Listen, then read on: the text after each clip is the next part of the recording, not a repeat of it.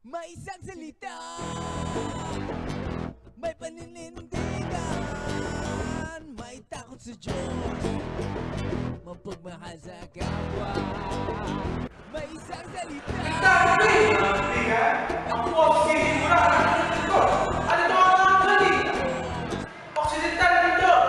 Sinailan ng state of Kalam. Dahil sa pagkulang ng pagkulang, tama ba?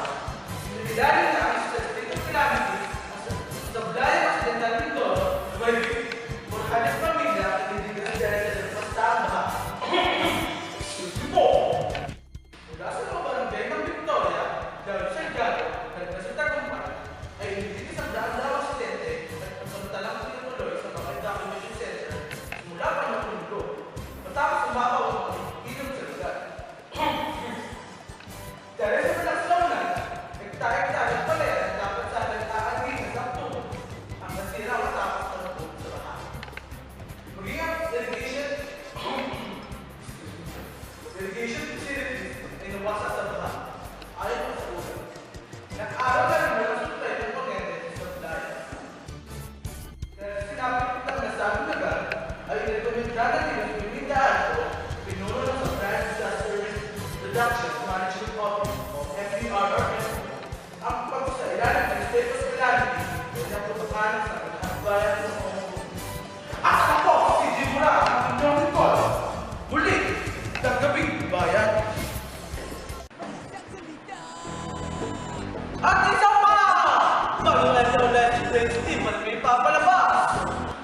Hindi pa rin makapagpapalabas ng mga bagong plaka para sa mga sasakyan sa pagtatapos ng Setyembre ang Land Transportation Office o LTO na niliwas sa bayan ng mga opisyal ng gobyerno sa nakalipas na mga buwan. Hanggang noong Lunes ay hindi pa rin nakumpirma ni Department of Transportation and Communication o DOT Secretary Joseph Emilio Abaya ang delivery ng mga bagong plaka para sa 5,236,439 sasakyan at 10,968,017 na motorsiklo sa buong bansa. Naunang nakakaw sa mga motorista na ipapatupad ngayong Setyembre. Kinukumpirma pa rin ng mayakda ng mga ulat na pipirmahan ng DOT ang kontrata para sa 3.85 billion Red Standardization Program. Bagamat nasungkit na ang proyekto ng Power Prince Development Consent Corporation at January PV Power Prince ng Ulo. Tumanggi siya ba ay nakumpirmahin ang pagulahanan ng naturang impormasyon. Subalit, sinabi ng mga source na may kinalaman sa bidding ng proyekto ay hindi lalagdaan ang bayang kontrata hanggang hindi nagpapalabas ang Department of Budget Management o DBM ng multi-year obligatory authority na kailangan punan bago makapasok ang DOTC sa kontrata na aabutin ng 5 taon para makumpleto. Target ng LTO na makumpleto ang Retrofit Standardization Program simula Hulyo 2013 hanggang Hunyo 2018. The MIOA issued to an agencies that voluntarily commit priority and include the annual budgetary requirements of the multi-year project in its budget proposal within the prescribed budget series.